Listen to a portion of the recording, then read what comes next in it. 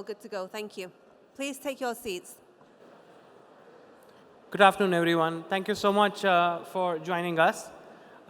So AIM and KPMG has worked and continuing rather the tradition of coming up with our report which talks about the IPA perception study. This is a report we have been doing year on year. And this special report, of course, is a very small and sharp and crisp report, talk about different facets. And how we have gone about is we have interviewed investment promotion agencies to identify the trend, what is changing when it comes to the changing landscape, when it comes to changing the way an investment promotion agency should operate. And the entire report is built around 5 pillars with trends changing in the space of the services which any IPA is offering, the kind of databases they are trying to manage, the KPIs, the evolving lens of KPIs which IPAs are currently looking at. Then second pillar, we have gone deep into the regulatory aspect, such as bringing this facilitation part, single window part, the empowerment to give them the authority to issue licenses or rather facilitate. The third pillar talks about the way IPAs are communication and outreach activities they are conducting, including an interesting element of conducting the annual investment meet, which is what we are right now currently being a part of, how they are using their social media and the communication strategies, how they are managing the leads or the customer relationship management. So that's another pillar we have talked about. And fourth one is, interestingly, we have added a new dimension of grievance management. So lately, the element of grievance management has become very critical for investors because they are continuing their tradition of working back with the companies or their clients to increase their footprint. So grievance management systems, the time for grievance resolution is another element we have brought in. And the last pillar is around the key issues they are facing. So with this, I'll take the opportunity to invite Mr. Walid to help us launch the report. Thank you, everyone. I think this report is very important for all the IPAs for understanding the best practices of other IPAs and how they can be benefiting from this to enhance their business, all the regulatory framework that they are doing, and to attract more investment. We are doing this report with KPMG for 2 years now, and we hope that for all the future, we continue attracting more IPAs to be part of this survey. Thank you very much, Mohit, and thank you for all your team effort to be part of this report. Thank you.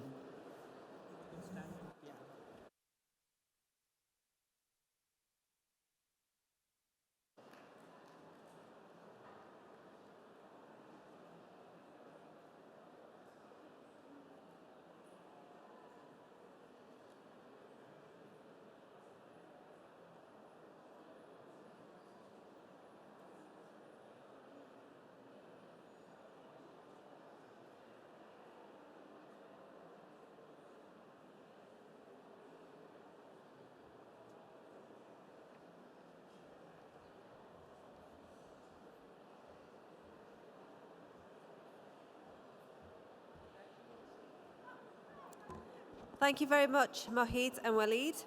We are now starting the next panel discussion towards investment facilitation for development, how a new agreement can help grow FDI flows and prosperity.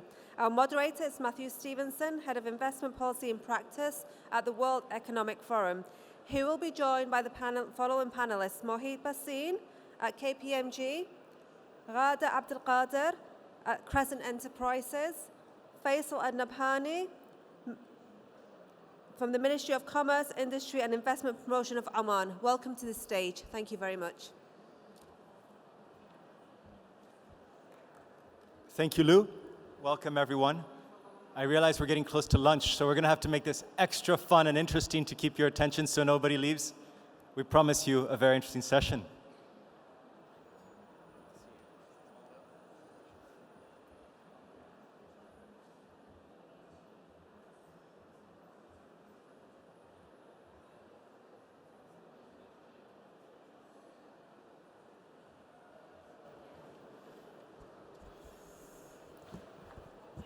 So good afternoon, everyone.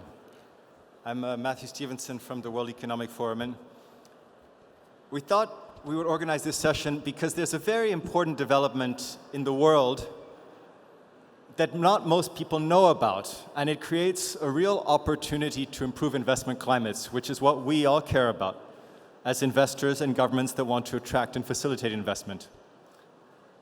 The fact is that at the World Trade Organization, they've recently concluded negotiations on a new agreement. It's called Investment Facilitation for Development. And about 113 economies are part of it. It's not yet a public document, but it will be in about a month or so. So you get a sneak preview of something that's coming down the line that will be a tool for governments and companies to improve investment climates, which is what we all need if we're going to grow investment flows. So this session is organized jointly by the World Economic Forum and the International Trade Center. We've done a lot of work supporting the development of this new framework, including with an advisory committee of investors and investment practitioners, expert work groups and so forth, to suggest what could be usefully included in the agreement so that it actually could make a difference in practice. But just to give you a sense of what is in this agreement, because you may not have heard about it in the press yet, but you will, it's things like transparency on investment regulations, disciplines and commitments on coordination, both within governments and between countries and with the private sector. Predictability of regulations. We know how important this is through notice and comment periods, through sort of time that it takes before regulations are changed so investors can get ready if anything changes, and so forth. And there's also measures on anti-corruption, on sustainable investment, on supplier development, on information databases, and so forth. And estimates have suggested that this agreement could potentially increase global welfare by up to 4% by increasing investment flows and welfare by trillions of dollars. So this is something that creates an opportunity, but it's not going to happen without cooperation, without implementation, which is what we are here to talk about today, to talk about how investment facilitation can actually be done in practice and can be actually useful. And so we have a great panel because we have an investor. We need to hear from them what they need in terms of investment facilitation, their experience. We have a government official who recently joined the agreement, and we have a global expert, Mohit, who just presented his report, who advises governments and companies, of course, on these kinds of issues, so he can see both perspectives. He has a bird's eye view, as I like to call it. Let me introduce our panelists. Khada Abdelkader is a senior vice president of CE Invests. Crescent Enterprises' strategic investment platform that invests in growth companies and private equity funds. Khada is responsible for monitoring Crescent Enterprises' portfolio companies and for the evaluation, structuring, execution, and post-acquisition management of new investments. She has over 16 years of experience in investment banking, corporate finance, and financial services. She's executed deals in the billions of dollars. Thanks, Khada. Faisal Al-Nabani is an international trade lawyer and negotiator, having worked for many years as a trade diplomat at the mission of Oman to the UN in Geneva. His current role is Director of International Cooperation and Trade Relations in the Ministry of Commerce, Industry, and Investment Promotion of Oman. Primarily responsible for enhancing bilateral and multilateral trade and investment relations with other countries, including negotiating free trade agreements as a member of the GCC negotiating team. So Faisal, having based in Geneva at the WTO, knows how these things work intimately. Mohit Bashin is partner and global co-lead for the economic growth practice at KPMG and knowledge partner to us, so thank you, Mohit. He focuses on large-scale government reform and job creation programs while working at the intersection of government and the private sector. He brings extensive experience and knowledge on economic growth programs with a focus on private sector development, industrial and entrepreneurship ecosystem development, business climate reforms, investment, and trade promotion. I wanted you to have those bios because so you can tell that these are the experts in the field that have been doing this and the folks that are well placed to guide us in our thinking here. Now, I'm going to ask Faisal first to share his views. Oman just made a decision recently to participate in the investment facilitation process at the WTO. Now all GCC members are part of this new framework. Why did Oman make this decision, and what does the country hope to get out of it? Thank you very much, Matthew. And it's a very timely panel, given that, as you said, Oman joined the investment facilitation. Mr. Faisal, I've noticed that we can't hear many people unless they speak very close to the mic, and we want to... Is it clear now? That's better. Thank you, sir. Excellent. Thank you. So just wanted to say thank you very much for organizing this panel, which is very timely. As you pointed out, Matthew, Oman recently joined the Joint Initiative on Investment Facilitation for Development, specifically on the 3rd of April of last month. And so this is really quite an interesting time for us, given the transformation that Oman has witnessed in the area of investment and investment attraction specifically over the last 3 years or so. Many of you may know, and Matthew yourself as well, that some such initiatives that we've undertaken in Oman include things like establishing a new foreign capital investment law, things like creating accelerator programs that help government entities package investment opportunities. As recently as a couple of months ago, the government has also been engaged in establishing the Invest Oman Lounge, which is a novel idea that houses around 14 government representatives under one roof to basically support incoming investors with all that they require in order to set up their business and invest in Oman. To add to that, the recent influx of investments into Oman is, I think, testament to Oman's seriousness when it comes to opening up for investment. One way or a case in point is the recent FDI intelligence report that came out that ranks Oman 4th globally in its FDI standout watch list for this year, 2023, which I think speaks volume in terms of what Oman is doing in this regard. And so to your question in terms of why did Oman join, given that we're undertaking all of these initiatives, it made sense for us to join this joint initiative because, first of all, we are already implementing a number of elements that is currently in the draft text. The agreement is yet to be issued. And secondly, because we are doing our utmost to ensure that investors have the confidence to be able to ensure that when they invest in Oman, they are sure to have procedures that are streamlined, to cut down on red tape and bureaucracy, to ensure things like accountability in terms of when investors are making their applications. And insofar as this is included in the agreement, we want to be a part of it to further reaffirm Oman's position as a world-class investment destination. Thank you, Faisal, and congratulations to Oman for trying to do its utmost to be a friendly investment climate. And I think it also creates opportunities for maybe peer learning and cooperation, including we're happy to support Oman in these issues, when you're part of a framework where there might exchanges of experiences and so forth. So thank you, Faisal. Khada, I generally think in these kinds of conferences that, with all respect to Faisal, we need to hear from investors, and investors' voices are critical because governments really want to facilitate your investment. So we need to know where you're thinking. So what are you thinking?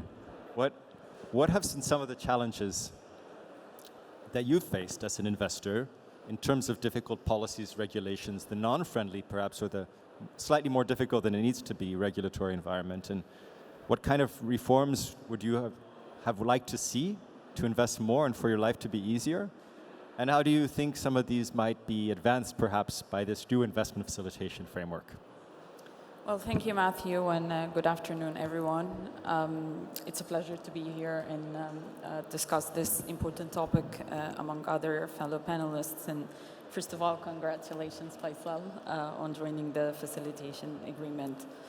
I think here, speaking from a private sector investor perspective, we cannot underestimate the importance of investment facilitation. Sorry, I'm not sure. Can everybody hear me well? No. I think the more you keep the mic close to your mouth, the better. Okay. Yeah. I'll try. Perfect. Any better? Yes. Yeah.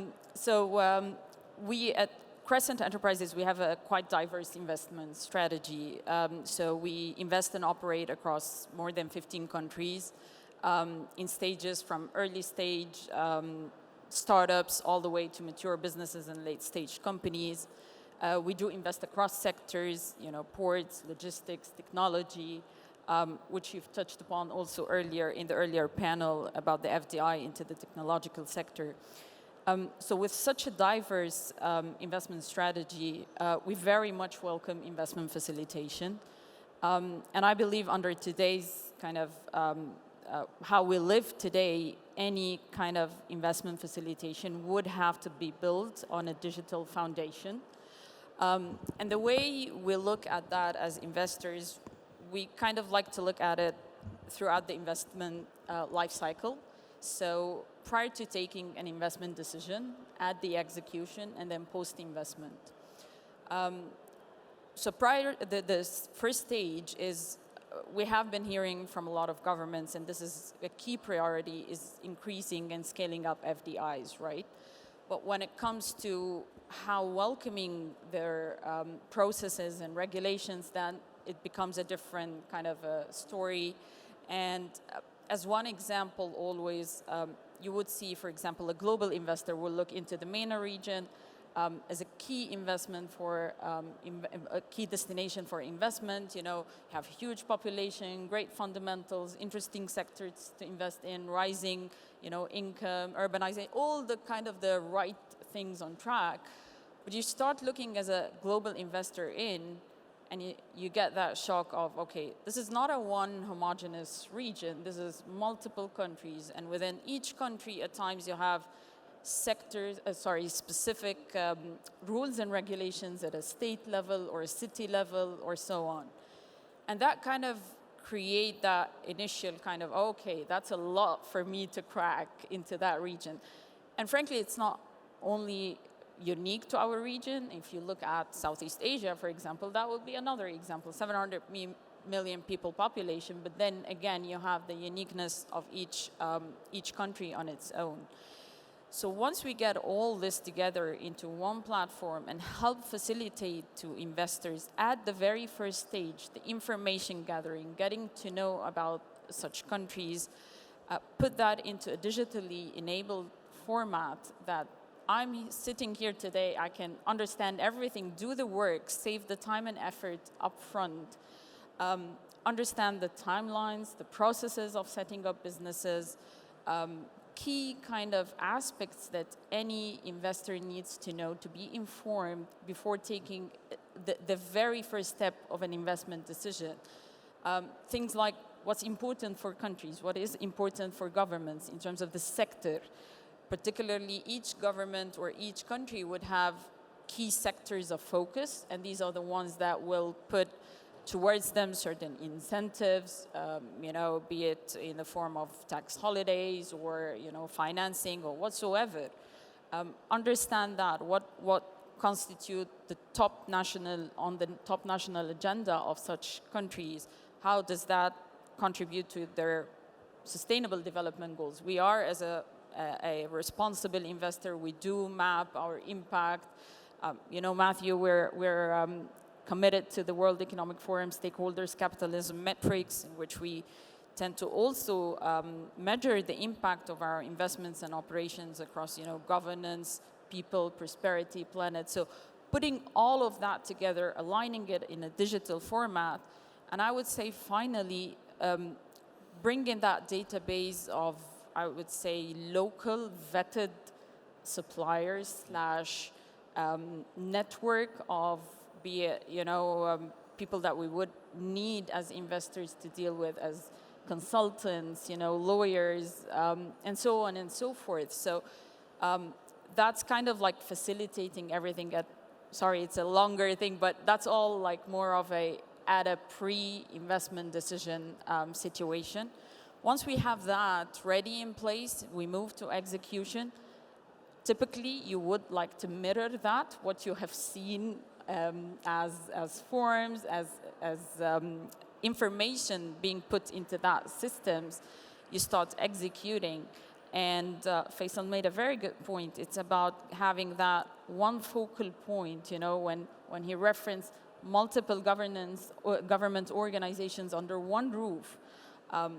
We always like to think of it, if we're to set tomorrow a healthcare facility, probably we'll have to go and reach approvals from, Ministry of Health, Ministry of Investment, Ministry of Labor, probably tax authorities, environmental agencies, and so on and so forth. So if I can get to one focal point at each country that I'm looking to invest in, and that focal point would facilitate the discussion, that's music to our ears, right? And then finally, as we execute, it's about the stability. It's about ensuring that there is a strong legal and regulatory framework that would protect investors' interests. I hope that kind of answered the question. Was great. It was a longer. No, that was great. We need to hear it from you. And if I can just react briefly, to mention some of the things that are going to be covered as provisions. The whole coordination and cooperation between the national and the subnational. You mentioned cities, differences between cities. So that's covered in the new investment facilitation framework. ICT solutions, e-government, encouraging and working with countries to put everything online so you can check it out from your home and from your office. You don't have to travel there and get the paper copies and pay for things online as well. Any registration fees. Suppliers, locally vetted suppliers, so you know who you contract with. The single window you talked about, the one-stop shop of going to one place, that's also covered. And so forth, and sort of some of the predictability and the stability of the regulations by giving notice and comment periods. So just wanted to react and say some of the wish list. Of course, nothing's going to be perfect, but some of the wish list is there, and now it's a question of implementing it so it actually gets done in practice. Thank you, Hada. Mohit, you are kind of the strategic advisor to the Indian government on all things investment, and India's done very well when it comes to attracting FDI and economic growth. I'm going to get the numbers wrong, but 8 or 9% growth for the last many years, and congratulations now on being the largest economy in the world by population. Of course, you've shot up 63 spots in the ease of doing business, which is very linked to investment facilitation and an attractive business environment to invest. So what's the secret to India's success, which you've been helping drive from the KPMG side, and any lessons learned that can help all of us do investment facilitation? Thank you, Matthew. Hello, everyone. So India, of course, we have worked with the Indian government and helped them simplify what we call our ease of doing business, but the journey was pretty complex when we started nearly 8 years back. Because it's a large and a complex geography, because of the dialect, the language we speak, the document we read, different languages, Someone is saying 50 different languages we use. So the base was very complex. So the first thing what Indian government started was to create, I call it as a common denominator, which means let's bring all of our approval-related documents in English. Second, bring them digitally readable. Because if you have a scanned paper which is not readable as an image, it is of no use. Third, can we create a single digital, what we call as single window, as a parallel approach, while at the same time, what India has also done was very aggressively moving towards simplification of processes sector-wise. Because if you start to simplify the processes in a very simple way, don't ask any investors their name 10 times in different forms. So that's the very fundamental premise of simplification of processes, digitization of paperwork, and eventually leading up to the what we call a single window. So most of the states in India now, we are talking about 30 different locations, provinces to talk, where we can, when any investor has the luxury of invest, that's being done. Even the exercise went up to the level of city and municipal level, which is level 3. So that's kind of reforms which was happening. It was not easy. It was very tough. But what government did was a very beautiful machinery of the federal government working with the provincial government in a mechanized fashion, and we created a concept called ranking. So India started ranking each province on a, let's say, 90 point or 200 points. And as a result of this competitive federalism, which is what India is known for, the performance started to improve because everybody was aspiring as a state to go up the notch. Hence, the institutional capacity start to build in the state level. Hence, they start reforming and they start eyeing for that. Now, this is a huge process which really helped us also crack the code of World Bank doing business. Of course, as India, we always surprise on numbers. Here also we surprised. In 3 years, we took the entire ranking with a very competitive spirit and improved India's positioning in the Doing Business World Bank ranking by 67 points. It's a historic high in the World Bank record. Now, that's the history. Now, what's doing now? And interestingly, we have the privilege of working with the government now. Having created the common denominator, what are we now trying to do? 3 things. We are trying to work on reducing the compliance burden on the industry, that how much it is difficult for you not only to set up, but also to run your operation, be it a manufacturing outfit or a services outfit. Now, we look at from 3 different lenses. We look at enterprise as a startup, which is a very new, fragile entity just being born. Second enterprise category is the SME. And third category is the large enterprise. So you have to have a different lens when you're dealing with a startup, medium, and a large enterprise because their demands and their capacities to deal with complexities are different. So reducing the compliance burden. Second big initiative which Indian government has launched, it's called cost of doing business. Tell me how much it takes to set up a business and run a business. It's a very difficult task. Trust me, because this information only sits with the industry. It is not with the government. Only industry knows how much it costs, and within the industry, within a unit, most likely only one person who does this compliance work knows how much it costs. And third is what is called as the regulatory impact assessment. RIA is known as, don't bring random regulations and policies. If you're bringing something, reduce something also. Whether it's a new regime, new law, new policy, this is in making. So this is how things are changing in the Indian landscape with the very simple approach to get government around, but not to get into the business. So they always try to stay away from the business. Matthew, back to you. Thank you, Mohit. That's very helpful, including, I think, for any government that wants to learn from India's experience. It really speaks to me, different levels of requirements for different sizes of firms. You can't have the same level of regulation for an SME as for a multinational. It just doesn't make sense, the cost burden and so forth. I really like your phrase. It's original. I hadn't heard it before. Not just ease of doing business, it's cost of doing business. Once you see that 80% of your cost is in one area and you want to tackle where the costs are high, it makes a lot of sense. And if you create one new rule, take one rule out, I think a lot of businesses will be happy to hear that, and it sounds like a good rule of thumb to me. So thank you for those very concrete suggestions. I'd invite my panelists to react to anything anybody says that speaks to them at any point, things they agree with, disagree with, or just want to build on, anything that, where they see that comment is relevant and to their own experience. But in the meantime, I'd like to go back to Faisal. And, investment is not, we don't just want investment per se, we want investment because it does good things. It leads to wealth, growth, jobs, inclusivity if done right, sustainability. So the development side of the picture, what do you hope to get out of investment and the facilitation of investment in this case for development? That's a very important question. Thanks for asking it.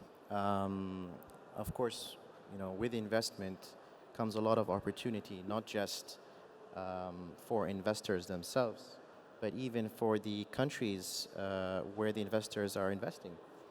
Capital comes with it a whole host of opportunities in terms of development, whether it's, as you said, creating more jobs, high-skilled jobs, transfer of knowledge, things like alleviating hunger using specific kinds of new technology in agriculture, making it more inclusive for marginalized communities.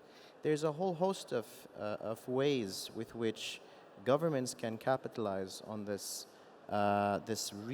recent, shall we say, boost given to foreign capital cross-border flows, whether it's through internal procedures or through generating this agreement that is the subject of our panel, the agreement on investment facilitation. And as you point out, it specifically says investment facilitation for development.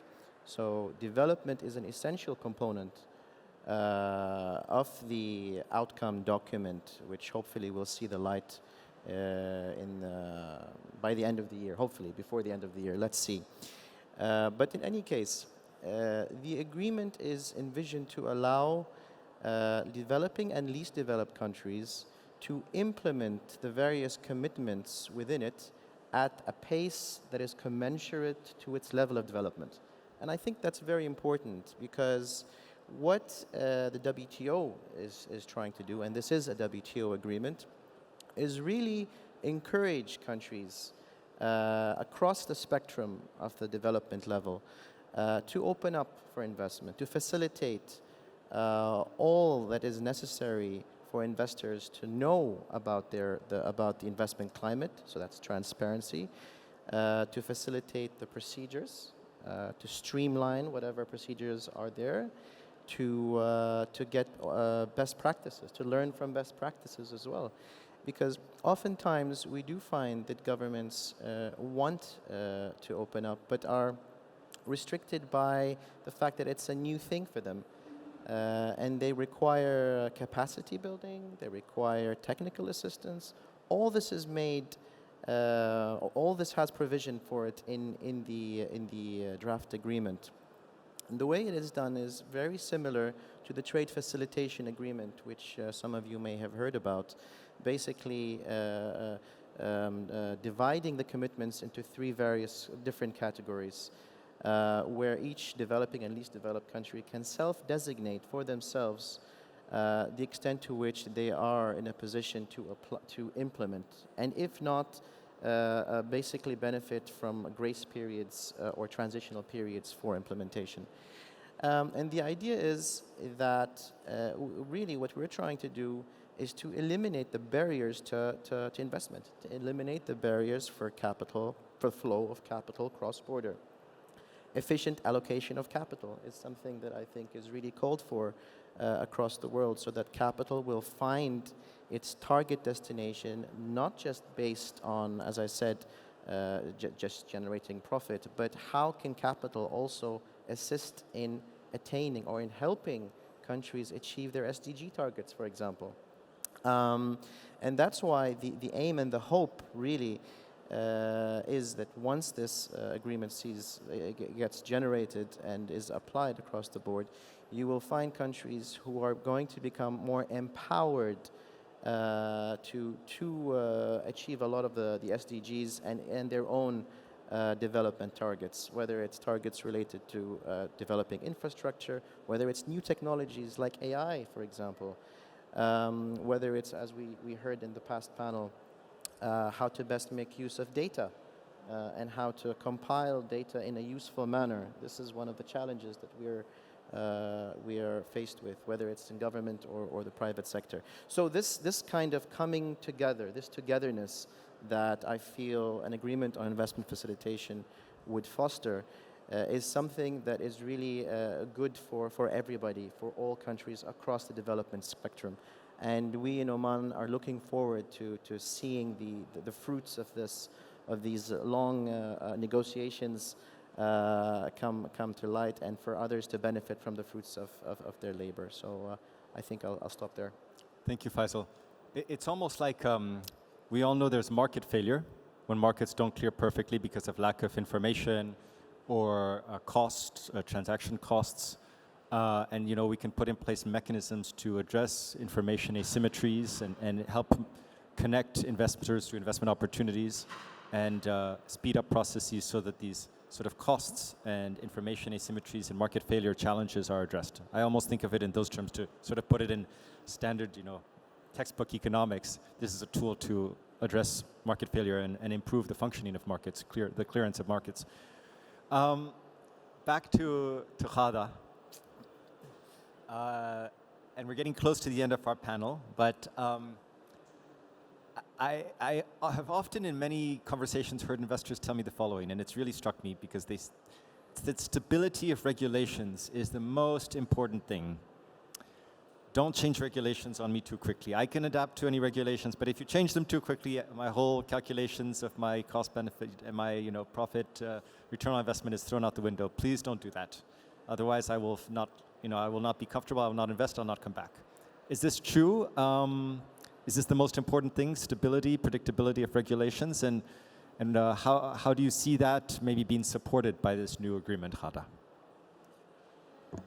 I'd say making money is the most important. Well said. Thank goodness you're correcting me. Thank you, Ghada.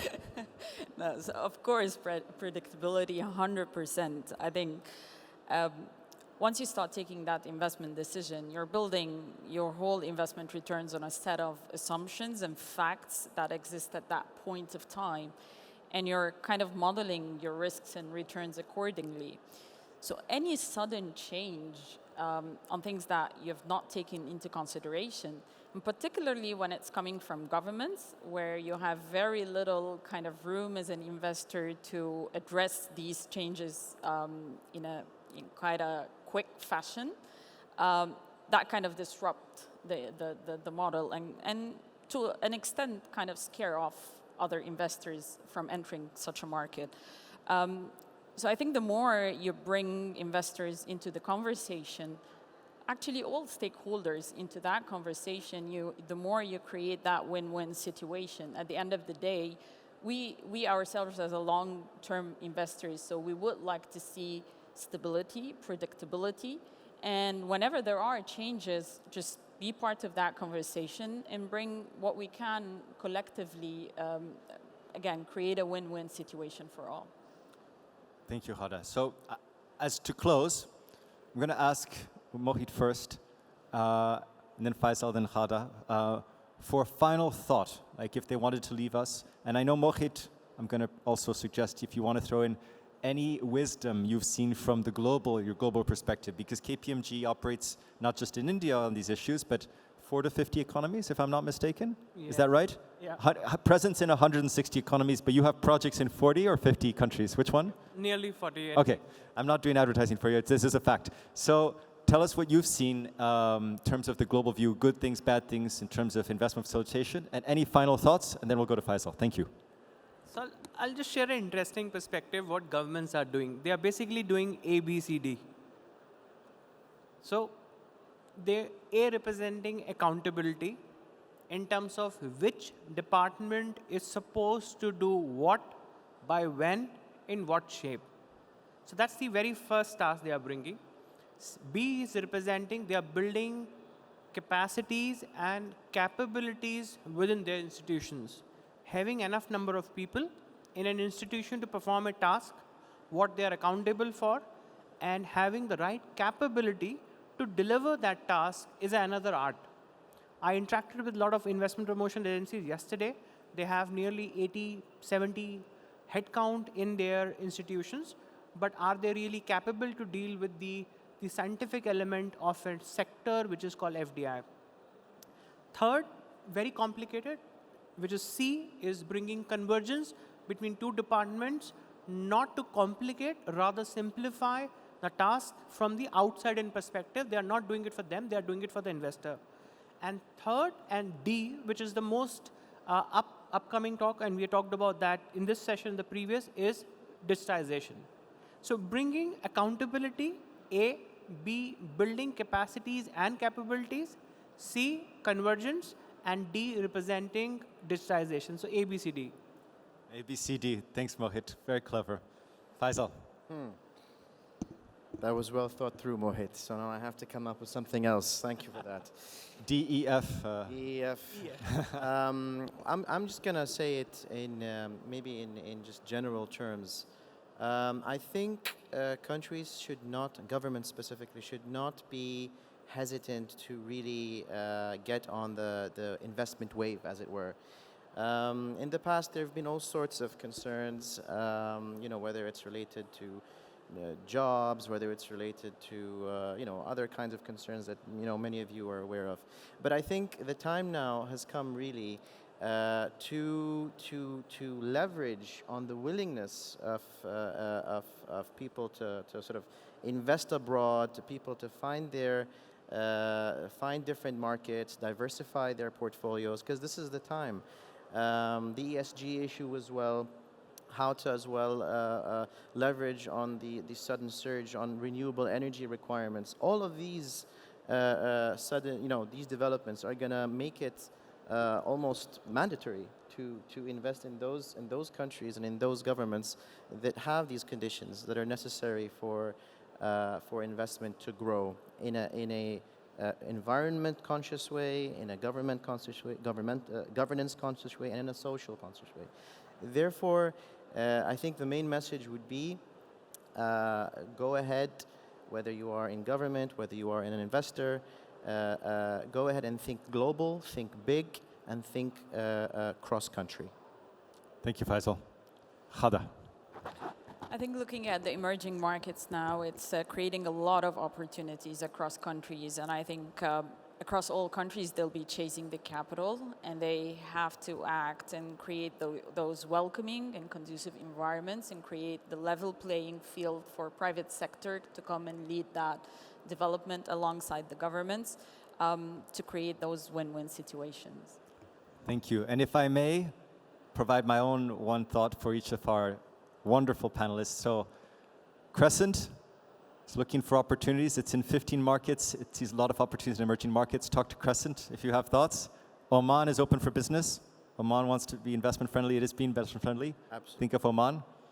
KPMG is advising 40 governments around the world. If you want to be advised in good practice on investment climate reform, talk to Mohit. Thank you, sirs and ladies. Thank you.